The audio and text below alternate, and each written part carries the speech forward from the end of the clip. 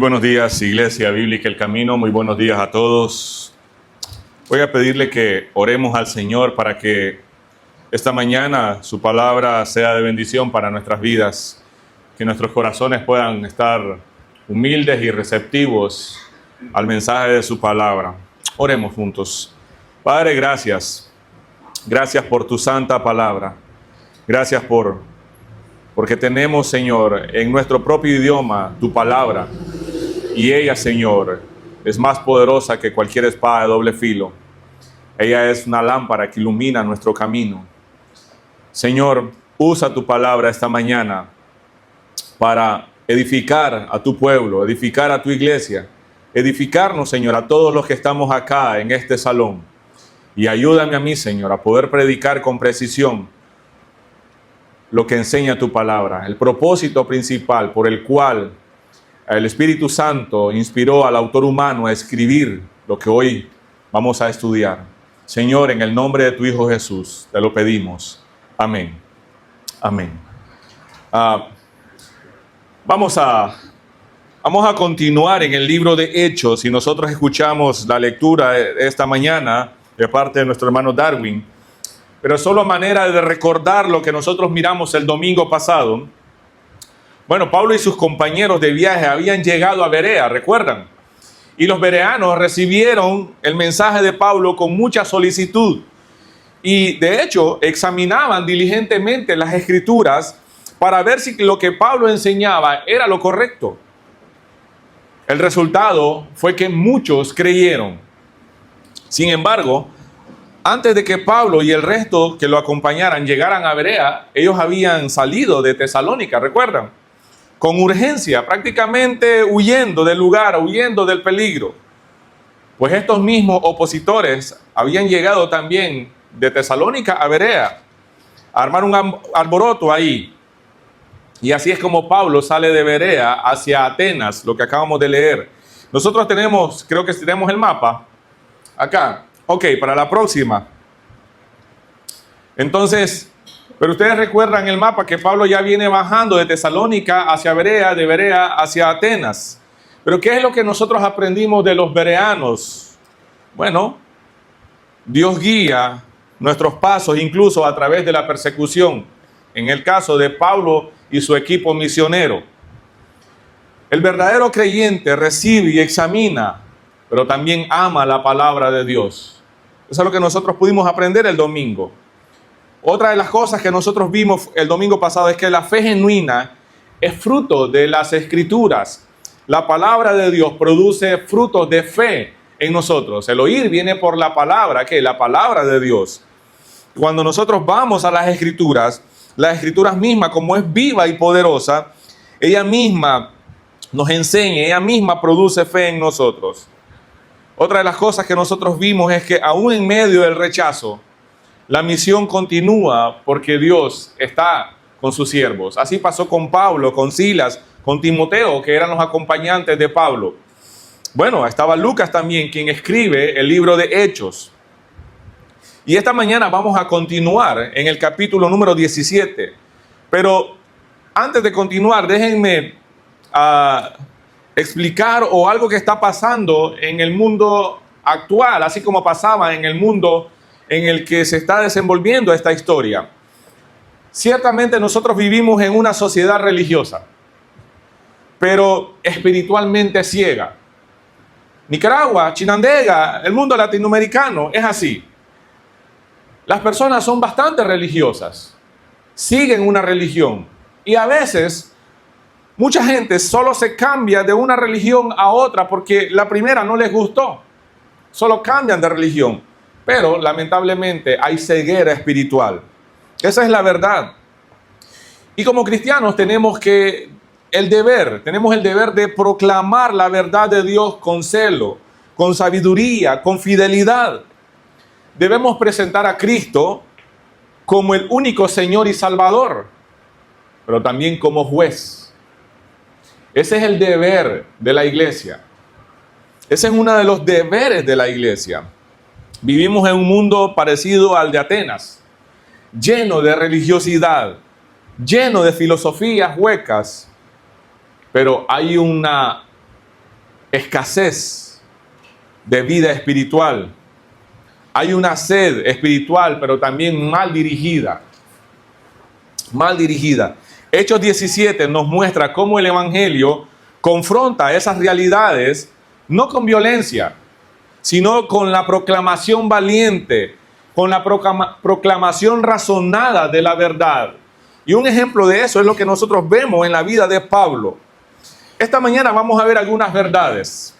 Y una de las primeras verdades que nosotros vamos a ver y que nos enseña el texto es que la idolatría del mundo debe despertar en la iglesia un celo santo por la gloria de Dios. La idolatría del mundo debe despertar en la iglesia un celo santo por la gloria de Dios. Versículo 16. Mire bien lo que dice el versículo 16. Mientras Pablo los esperaba, ¿a quiénes? A sus compañeros, porque a Pablo lo habían enviado antes, prácticamente huyendo del peligro. Esperaba en Atenas, se indignó profundamente al ver la gran cantidad de ídolos que habían por toda la ciudad. Bueno, Pablo, después de haber predicado en Berea, es llevado a Atenas por razones de seguridad, ¿no? Y eso es lo que dice el versículo número 15. Si ustedes lo ven, el versículo 15 y el 16 es como la continuidad. Entonces, pero Pablo, en lugar de ver la ciudad desde una perspectiva turística o como un turista, vio a Atenas como una ciudad de hombres y mujeres perdidos, condenados a una eternidad sin Cristo. Y eso es triste y es doloroso para alguien que es consciente, ¿no?, de la salvación, para alguien que es consciente de la condenación y la salvación. Dos cosas: alguien que es consciente de la condenación, pero alguien que es consciente de la salvación. Son polos opuestos, por supuesto, son cosas muy diferentes, pero alguien que es consciente de la condenación por el pecado, ¿verdad?, debe tener dolor en su corazón por los perdidos. Y alguien que es consciente de la salvación, de igual manera, pero se regocija cuando un pecador se arrepiente de sus pecados, porque sabe, cuando alguien es consciente de la salvación, sabe todos los beneficios y las bendiciones que este pecador está adquiriendo debido a la gracia, debido a la misericordia de Dios. En este caso, Pablo se conmueve, Pablo se indigna prácticamente por ver todo lo que ve en la ciudad de Atenas, pero no mira como cuando uno va a una de las ciudades, ¿no?, de estas que fundaron los españoles, y uno ve estas grandes catedrales, estos grandes lugares donde tristemente se practica un tipo de idolatría. Cuidado, un tipo de idolatría, porque si vamos a hablar de idolatría, hay muchas maneras en que la idolatría se expresa o se ve en el ser humano. Pero Pablo miraba a Atenas como una ciudad de hombres y mujeres perdidos, condenados a una eternidad sin Cristo. De ese mismo modo fue que Jesús miró o se conmovió con lágrimas, también con ira, por supuesto, cuando miró o cuando iba entrando a Jerusalén. ¿Se acuerdan? Cuando iba y él lloró por ver todo lo que iba a pasar en Jerusalén. Bueno, Atenas del mismo modo conmovió a Pablo, un celo santo. Pablo conocía la cultura griega con sus tradiciones sobresalientes en el arte y la filosofía. Y en ese tiempo, Atenas era el centro de la cultura, el centro de la filosofía. Ya no era poderosa políticamente porque el Imperio Romano había sustituido todo eso. Pero en su apogeo, varios siglos antes de Cristo, había sido una ciudad grande, una de las ciudades más grandes del mundo.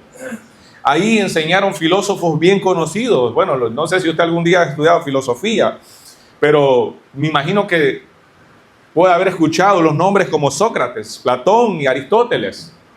Bueno, Sócrates fue maestro de Platón y Platón fue maestro de Aristóteles. Y Aristóteles es uno de el más grande filósofos conocido en el mundo.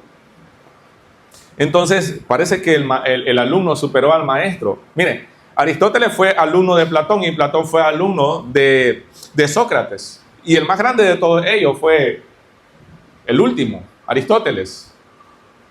Entonces, solo para dar un pequeño contexto, ¿a dónde estaba Pablo? ¿En medio de dónde estaba Pablo?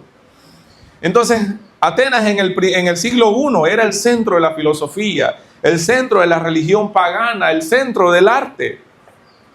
Aunque ya no era políticamente dominante, seguía siendo un lugar intelectualmente influyente. Hogar de escuelas, como los que aquí se mencionan, los epicúreos y los estoicos. La ciudad estaba llena de ídolos, la cual impacta profundamente a Pablo. Y el texto dice, su espíritu se enardecía, dice en la Reina Valera. Eso indica una reacción emocionalmente fuerte. El dolor, un celo santo, como lo describe algunos comentarios. Pablo no reacciona con desprecio intelectual, sino con un dolor espiritual por la idolatría. Por eso es la primer verdad o el primer principio que nosotros vemos o que podemos aprender acá es que la idolatría del mundo debe despertar en la iglesia un celo santo por la gloria del Señor. Y eso es lo que Pablo estaba mostrándonos acá o está mostrándonos. Por ejemplo, Éxodo 20 dice que o enseña que Dios aborrece la idolatría. Versículo 3 y 5, ahí nosotros encontramos los 10 mandamientos, ¿no? Y uno de los primeros dice que no tengamos dioses ajenos, además del Señor. Isaías 42:8 enseña que el Señor no comparte su gloria con nadie. Entonces, bueno, alguien puede decir que no practica la idolatría, pero algo que debemos saber es que la idolatría no siempre es evidente. La idolatría puede ser intelectual o cultural. Cada pueblo tiene ciertas prácticas culturales y esas prácticas culturales pueden ser idólatras. Nuestra cultura idolatra el placer, idolatra la autonomía moral. ¿Qué significa eso? No le gusta que se le señale su inmoralidad. La gente quiere vivir como le da la gana. En nuestros tiempos se está idolatrando la tecnología. Sí. Puede ser un ídolo. El éxito profesional puede ser un ídolo también. Hombres y mujeres, por igual, luchan a toda costa. No importa a quién tengan que derribar o lo que tengan que hacer por tener éxito. No importa el tipo de sacrificio que tengan que hacer. No importa si tienen que trabajar 26 horas al día, pero ellos quieren tener éxito. Ustedes saben que los chinandeganos se reconocen en el resto del país por ser trabajadores. ¿Sabían eso ustedes? Detrás de todo ese entusiasmo laboral de los chinandeganos hay un ídolo: el amor al dinero. Chinandega es una de las ciudades, si no la segunda más importante económicamente hablando después de la capital. ¿Sabían eso ustedes? Una cosa es trabajar fuerte. Una cosa es trabajar así duro en el tiempo de trabajo. Otra cosa es seguir trabajando cuando debes descansar, cuando debes de dedicar tiempo a tu familia, a tus hijos, a tu esposa, a tu esposo.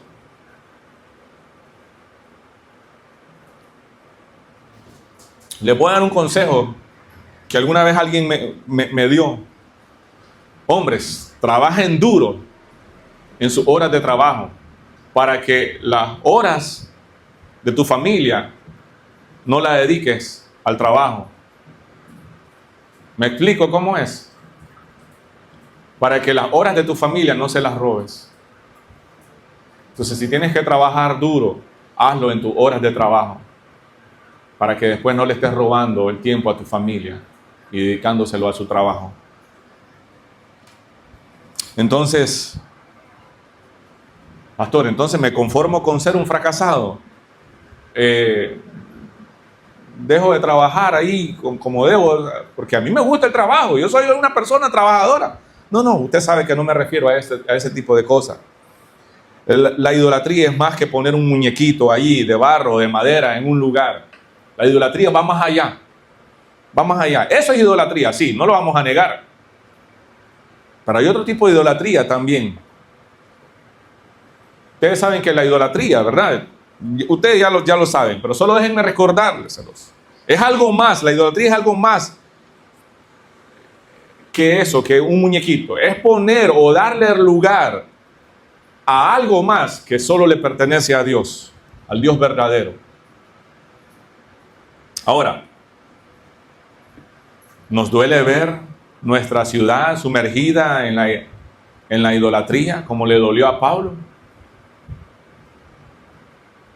Si no me duele ver a nuestra ciudad sumergida en la idolatría, es porque no estamos conscientes, no estamos siendo conscientes que hombres y mujeres de esta ciudad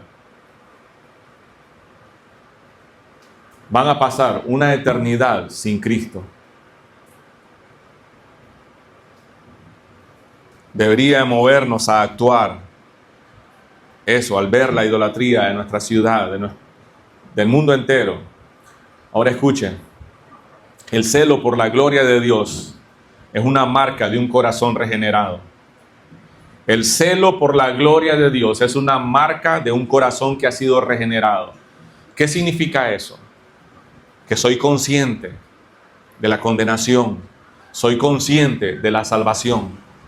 Y eso me hace a mí tener un celo santo, un celo, no un celo enfermizo, ¿verdad? Por un celo de pareja, un celo de, qué sé yo, de noviazgo. No, un celo porque se le está robando la gloria a Dios.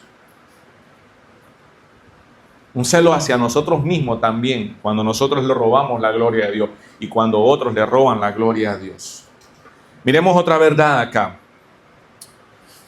El evangelio debe ser proclamado con sabiduría en todos los contextos culturales. Versículo 17, mire lo que dice. Iba a la sinagoga. ¿Quién? Pablo. Iba a las sinagogas para razonar con los judíos y con los gentiles, temerosos de Dios, y hablaba a diario en la plaza pública con todos los que estuvieran allí. También debatió con algunos filósofos, epicúreos y estoicos. Cuando les habló acerca de Jesús y de su resurrección, ellos dijeron, ¿qué trata de decir este charlatán con esas ideas raras?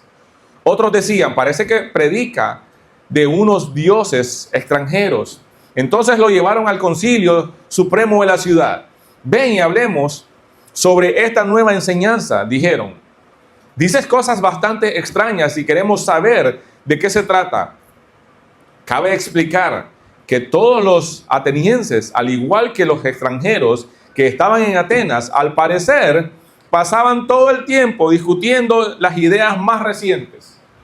Como cuando gana tu equipo favorito de fútbol, como cuando algo pasa.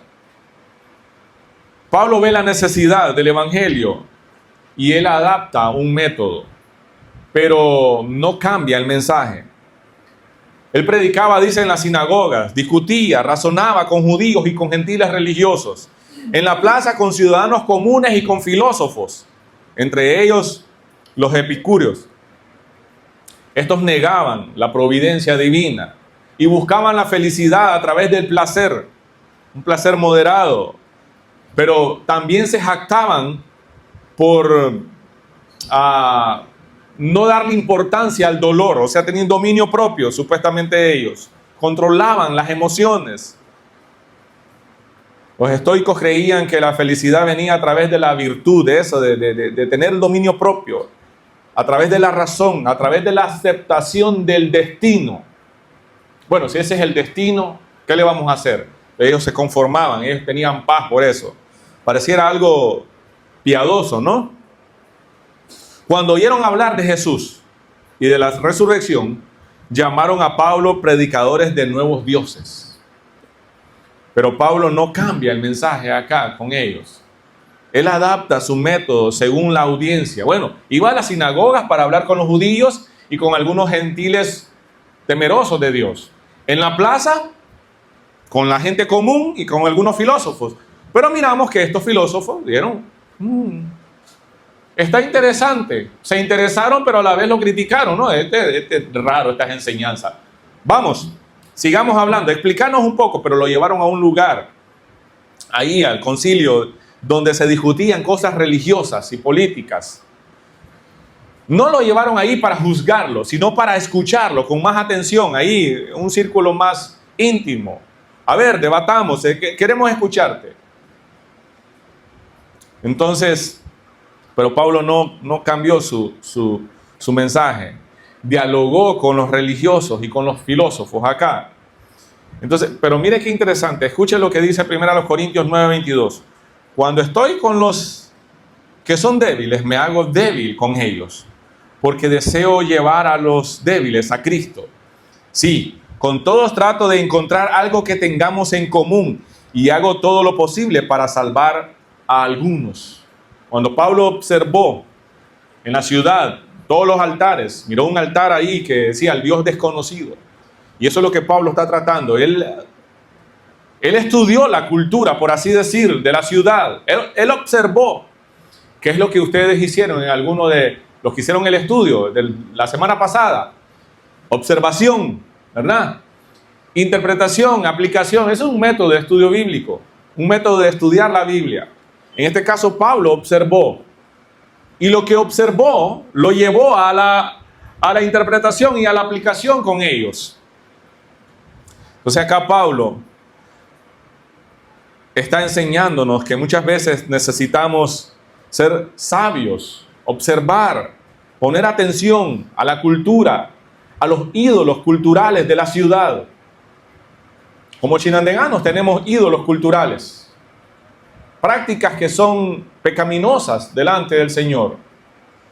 Recién venido a Chinandega hace como 11 años, pude ver fácilmente que los hombres en Chinandega eran noveleros.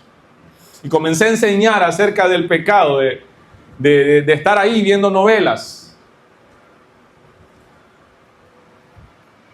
Comencé a observar otras cosas en Chinandega. En el día, Chinandega es multicultural. Hay gente de todo tipo en Chinandega en el día. Mucha gente caminando, corriendo, manejando. Y en la noche es más tranquila.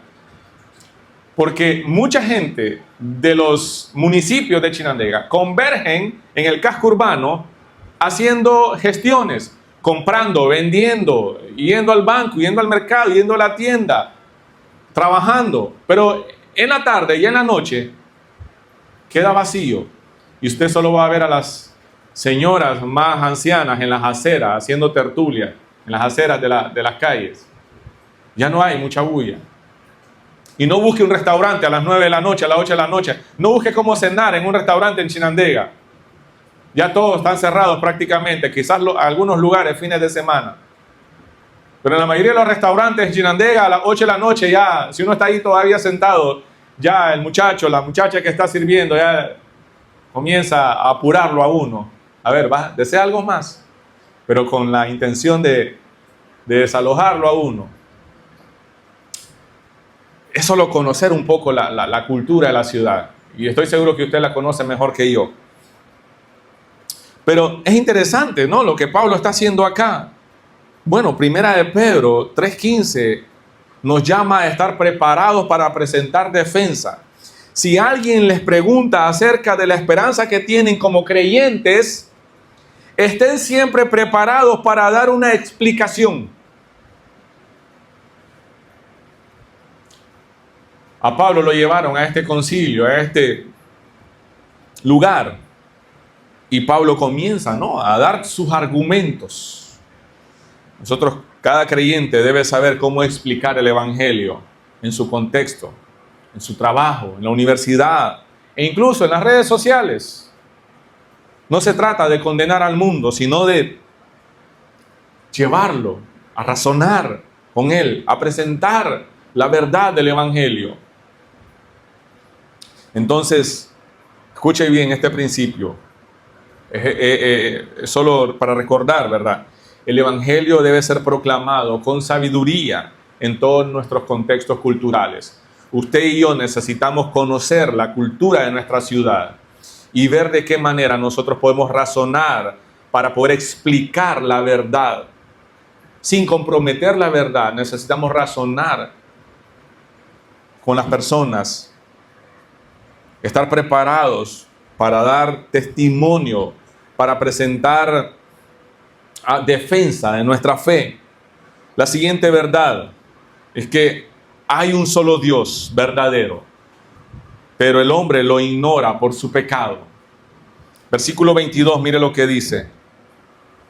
Entonces Pablo, de pie ante el concilio, les dirigió las siguientes palabras: hombres de Atenas, veo que ustedes son muy religiosos en todo sentido, porque mientras caminaba observé la gran cantidad de lugares sagrados y uno de sus altares tenía la siguiente inscripción: a un Dios desconocido. Este Dios a quien ustedes rinden culto sin conocer es de quien yo les hablo. El versículo 20 dice que hubo cierto interés y Pablo fue llevado ahí al Areópago, el concilio, pues así le llamaba. Era un tipo de tribunal de filosofía y de religión, pero no para ser juzgado, dije, ¿verdad? Sino para escucharlo, que diera cuenta de su enseñanza,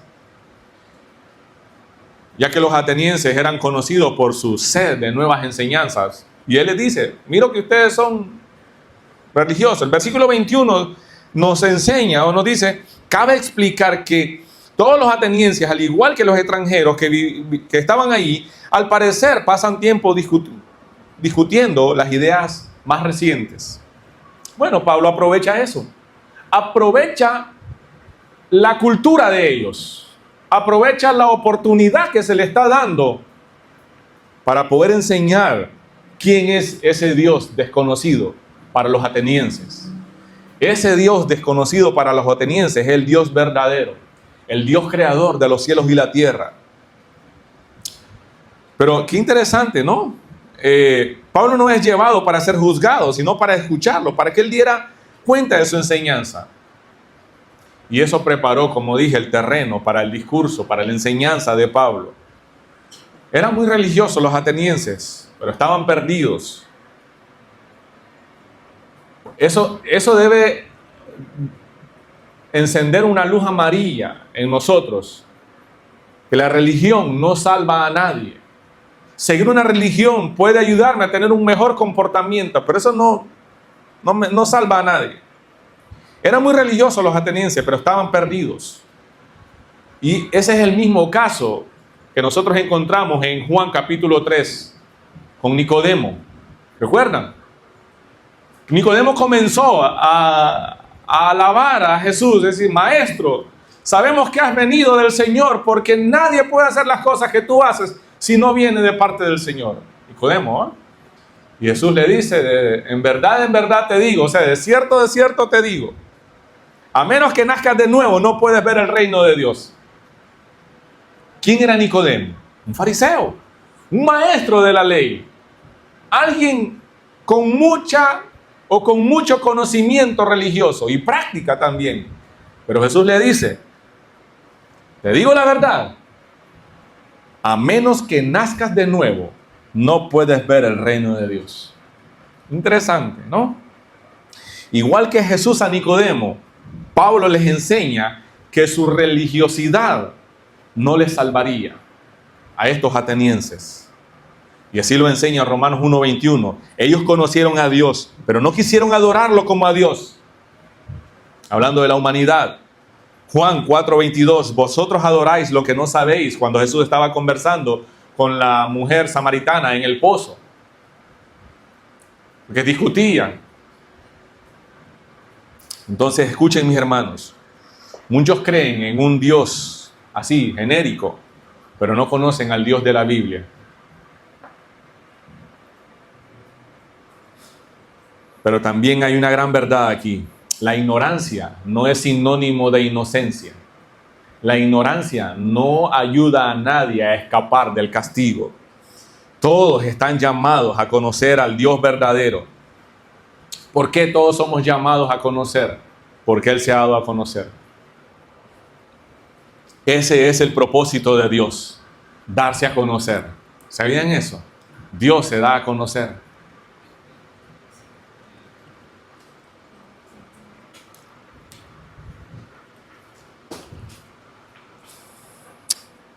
Hay un salmo que dice que los cielos cuentan la gloria de Dios, proclaman la grandeza de sus manos.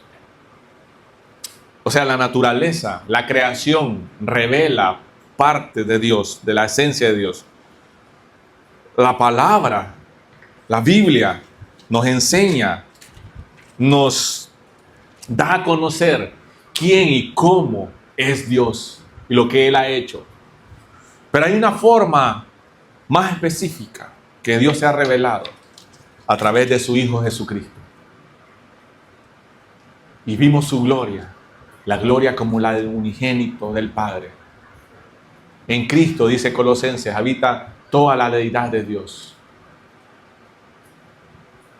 Él es el supremo. Cristo es la imagen visible del Dios invisible. ¿Se da cuenta?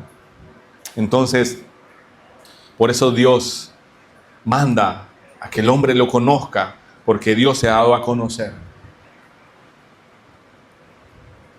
Hay un solo Dios verdadero, pero el hombre tristemente lo ha ignorado por su propio pecado.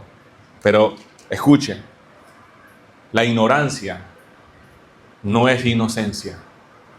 Otra verdad que podemos ver en el texto está en el versículo 24 y 25. Escucha lo que dice el versículo 24 y 25. Es el Dios que hizo el mundo y todo lo que hay en él, ya que el Señor del cielo es el Señor del cielo y de la tierra. No vive en templos hechos por hombres, y las manos humanas no pueden servirlo, porque Él no tiene ninguna necesidad. Él es quien da vida y aliento a todo y satisface cada necesidad. Esta es la verdad. Dios es el creador y soberano y autosuficiente. Dios es el creador y soberano y autosuficiente, pero también no depende del hombre. Este Dios, creador, soberano y autosuficiente, no depende del hombre. Cuando decimos autosuficiente es porque Él no necesita de nada ni de nadie. Pablo acá inicia señalando a ese Dios desconocido para ellos. Pero ese Dios desconocido para ellos es el Dios soberano. Aquí Pablo expone un monoteísmo creador. ¿Qué está pasando acá? Pablo presenta el monoteísmo creador frente al politeísmo griego. Y entonces, en contraste con los ídolos, el Dios de la Biblia no puede ser manipulable. No depende de nadie. Él es autosuficiente. Él no necesita ser servido como si dependiera del hombre. Salmo 50:10, Dios posee todo, dice. Dios posee todo. Isaías 66:1 y 2, el cielo es su trono. Estoy acortando los versículos, pero ustedes pueden anotarlos, pero los tienen ahí también en pantalla. El cielo es su trono. Dios posee todo. Y aquí quiero resaltar un punto de detenerme. Nuestro servicio de adoración debe centrarse en Dios, no en nuestras emociones, ni en nuestras preferencias personales, sino en una adoración desde lo más profundo de nuestro ser. Dios no necesita nuestra adoración. ¿O sí? Dios no la necesita, pero la merece. ¿Por qué? ¿Por quién es Él? ¿Por quién es Él? Entonces, cuando la adoración sale de lo profundo de nuestro ser, no estoy pensando en mis gustos o en mis preferencias. Estoy pensando en darle gloria a Él, reconociendo quién es Él. Entonces, en cuanto a nuestra forma de alabar al Señor como iglesia, nuestra práctica, nuestra liturgia, vamos a hacer tres cosas. O tres cosas ya las practicamos como iglesia. Escuche, haremos lo que Dios manda que hagamos. Vamos a hacer lo que Dios manda que hagamos. No haremos lo que Dios prohíbe. Ahí está. Si Dios lo manda, lo haremos. Si Dios lo prohíbe, no lo haremos. Y en las cosas que Dios nos manda en las cosas que Dios nos manda y no prohíbe explícitamente, vamos a usar la sabiduría. Vamos a orar y depender de su sabiduría para poder actuar de esa manera. Entonces, mis hermanos, este Dios, creador de los cielos y la tierra, es el que merece nuestra adoración. Es el Dios que Pablo le está predicando a los atenienses, a ese que es Dios desconocido para ellos. Es el Dios autosuficiente, es el Dios que merece nuestra adoración. No la necesita, pero la merece por quién es Él. Dios gobierna la historia con propósito redentor. Eso dice el versículo 26 y 27. Mire, de un solo hombre creó todas las naciones de toda la tierra. De antemano decidió cuándo se levantarían y cuándo caerían, y determinó los límites de cada una. Su propósito era que las naciones buscaran a Dios y quizá acercándose a tientas lo encontraran. Aunque Él no está lejos de ninguno de nosotros. ¿Se dan cuenta?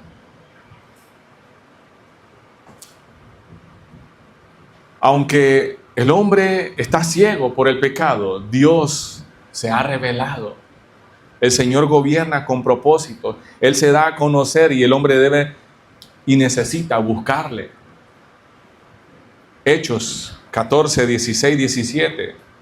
Dios nunca dejó de dar testimonio de sí mismo. Miren lo que dice Hechos. Vamos a ver unas 2 páginas un poco más atrás. 14, 16 y 17. Miren lo que dice. En el pasado, Él permitió que todas las naciones siguieran su propio camino, pero nunca les dejó sin pruebas de sí mismo y de su bondad. Por ejemplo, les envía lluvia y buenas cosechas y les da alimento y corazones alegres. Dios nunca dejó de dar testimonio de Él mismo. Romanos 2:4 habla de la bondad de Dios que nos guía en arrepentimiento. Dios siempre se está dando a conocer. Crisis, enfermedades, guerras, diferencias familiares, todo lo que sucede a nuestro alrededor, Dios lo usa para exponer al hombre al evangelio, para que el hombre sienta la necesidad, desee la cura, desee el evangelio. Pablo les enseña que ese Dios a quien ellos no conocen es el Dios creador. Mira el versículo 28 y 29. Pues en Él vivimos, nos movemos y existimos, como dijeron algunos de sus propios poetas. Nosotros somos su descendencia. Y como esto es cierto, no debemos pensar en Dios como un ídolo diseñado por artesanos y hecho de oro, plata o piedra. Bueno, Pablo aquí está citando a algunos de sus propios poetas. Entonces, somos creación de Dios. No podemos reducirlo a una imagen o un concepto humano. Aquí Pablo destruye la idea y la práctica de representar a Dios con formas materiales. Somos hechos por Dios. No podemos crear un Dios a nuestra imagen. Pero es lo que el hombre tristemente ha estado haciendo. Crear un Dios a su imaginación. Un Dios que solucione sus problemas. Un Dios que sea un tipo de bombero, apagafuego. Mire, Isaías 44, 9 hasta el 20. Habla de la idolatría de los ídolos. Y anótelo, por favor. Isaías 44, 9 hasta el 20. Es largo, pero usted anótelo para que lo lea en su casa. El Salmo 115, del 4 al 8, habla de los ídolos que son inertes. Y quienes lo hacen, quienes le dan forma a esos pedazos de madera, son iguales. Están muertos. Están muertos. Pero miren, es interesante que la idolatría moderna es igual. Así es también. pero van más allá. No es solo de piedra, sino de ideología o de manera de pensar, un Dios hecho a nuestra conveniencia, que no existe o no demanda arrepentimiento ni obediencia. Es un Dios que nos complace, es un Dios que nos ama a pesar de lo que somos, a pesar de lo que hacemos. No, no. Dios es un Dios santo, soberano y va a juzgar.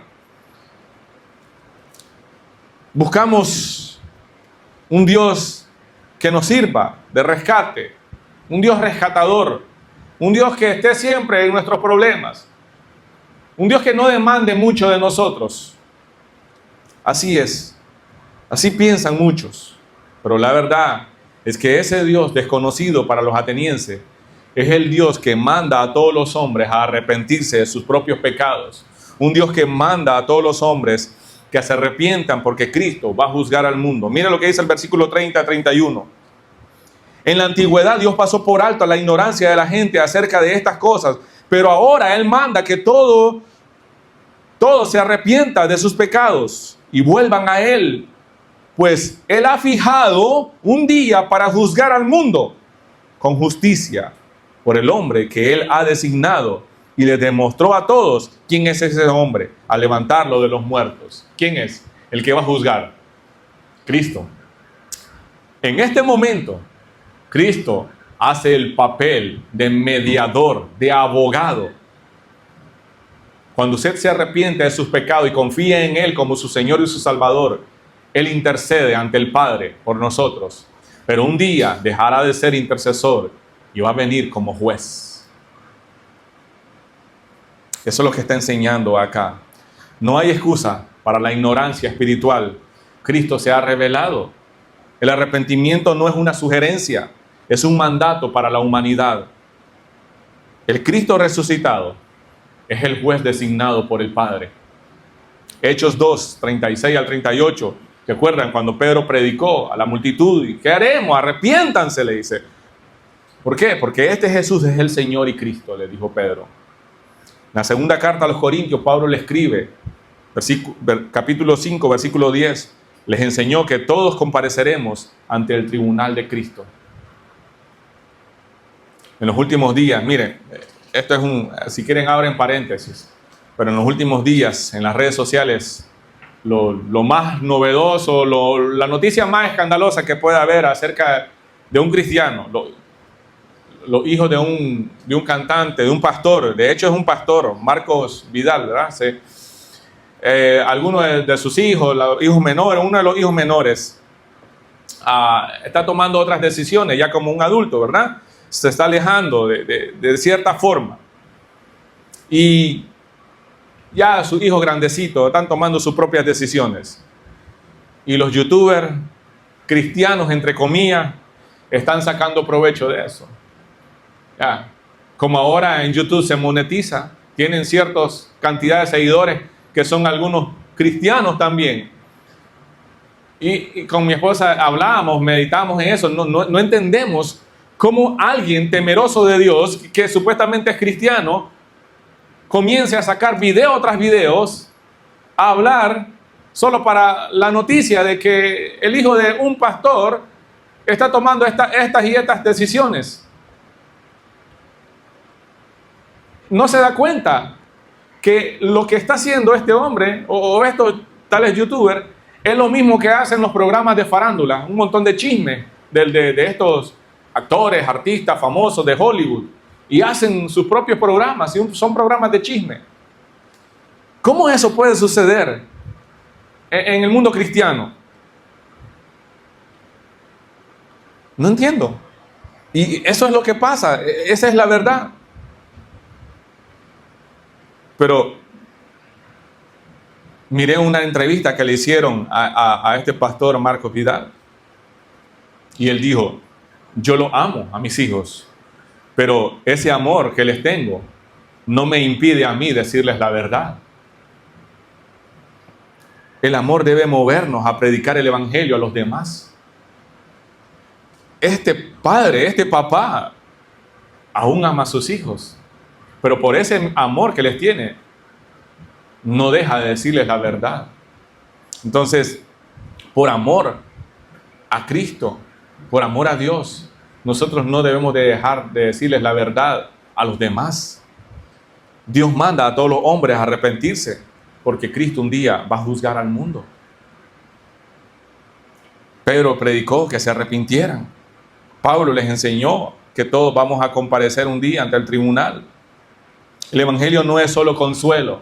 Ese es el punto que quiero llegar. No solo es consuelo, es confrontación. Es lo que Pablo estaba haciendo. La resurrección de Cristo es para los creyentes nuestra esperanza, pero también es un juicio venidero para el incrédulo. Ahora, también es verdad que la proclamación del evangelio siempre genera reacciones distintas o diversas. Eso dice el versículo 32 y 34. Mire, cuando oyeron a Pablo hablar acerca de la resurrección de los muertos, algunos se rieron con desprecio, pero otros dijeron, queremos oír más sobre este tema más tarde. Con eso terminó el diálogo de Pablo con ellos, pero algunos se unieron a él y se convirtieron en creyentes. Entre ellos estaban Dionisio, un miembro del concilio, una mujer llamada Damaris y varios más. La proclamación del evangelio, la predicación fiel del evangelio, siempre genera distintas reacciones. Unos tuvieron algún tipo de interés, queremos escuchar más de esto más tarde. Otros se burlaron y otros creyeron. ¿Se dan cuenta? Unos dicen se burlaron, otros dijeron te oiremos otra vez. Otros creyeron, dice la Reina Valera. Rechazo, indiferencia y fe. La misma verdad predicada provocó distintas respuestas, ¿sí o no? En un grupo como este, la predicación de la palabra puede generar diferentes tipos de reacciones. Unos van a decir, estuvo interesante, otros van a creer, otros se van a arrepentir, otros van a decir, no me interesa eso. No sé. Puede suceder cuando usted predique a un amigo, a un compañero de trabajo, a un vecino. No espere que todos levanten la mano y digan, sí, yo me arrepiento. No. Algunos le van a tirar pedrada cuando usted dé la vuelta. Otros le van a decir, por favor, sigamos hablando la próxima semana, ahí vengo. O no, nos tomamos otro café. Pero usted tiene que ser fiel. Entre esos convertidos estaba Dionisio y una mujer llamada Damaris. Primero los Corintios 1, 23 y 24 dice que el mensaje de la cruz para algunos es locura, para otros poder de Dios. Juan 6, 44, nadie puede venir a mí si no se lo es concedido el Padre, dice. ¿Quién hace la obra? Dios. No le corresponde a usted obligar a nadie a que le crea o no le crea. Es la obra de Dios. ¿Cuál es su trabajo? Igual el de Pablo. Solo ser fiel. Solo ser valiente para obedecer el llamado de predicar. De predicarle al resto. Que predicarles al resto al Dios desconocido para ellos, pero que usted lo conoce. Es un Dios desconocido, así como los atenienses, pero pueden conocerlo. Entonces, no debemos medir el éxito del evangelio por la cantidad de convertidos. No. A nosotros solo nos corresponde ser fieles en proclamar ese evangelio. Dejemos a Dios los resultados. Mis hermanos, estoy terminando acá, pero solo me gustaría hacer una pequeña conclusión o un repaso. Hechos 17. Estos últimos versículos es un excelente ejemplo de cómo el apóstol Pablo observa la cultura sin asimilarla, sin practicar lo que ellos practicaban, ¿no? No sumergirnos en la cultura nosotros también, sino observar. Dialoga con su cosmovisión. Él observa y él toma esa información para dialogar, para razonar con ellos. Pero proclama el evangelio con claridad y llama al arrepentimiento a esta gente basado en la resurrección de Cristo. Nuestra aplicación está en el libro de Romanos, capítulo 1, versículo 16. Usted se lo sabe de memoria, ¿verdad? El Evangelio es poder de Dios. Sí, para salvación. Mire, el Evangelio siempre divide. Siempre. Nuestra responsabilidad es proclamarlo fielmente. Aunque el mundo moderno rechace a Dios, el Evangelio sigue siendo poder de Dios para salvación. A usted y a mí nos corresponde proclamarlo. Prepárese, lea, estudie. Usted debe estar preparado para cuando alguien le demande explicación de su fe. ¿Por qué usted es cristiano? A ver, igual que a Pablo, vamos, queremos saber un poco más de lo que nos estás hablando, queremos escucharte. Ahí está. Entonces usted debe estar listo, preparado para dar cuenta de su fe.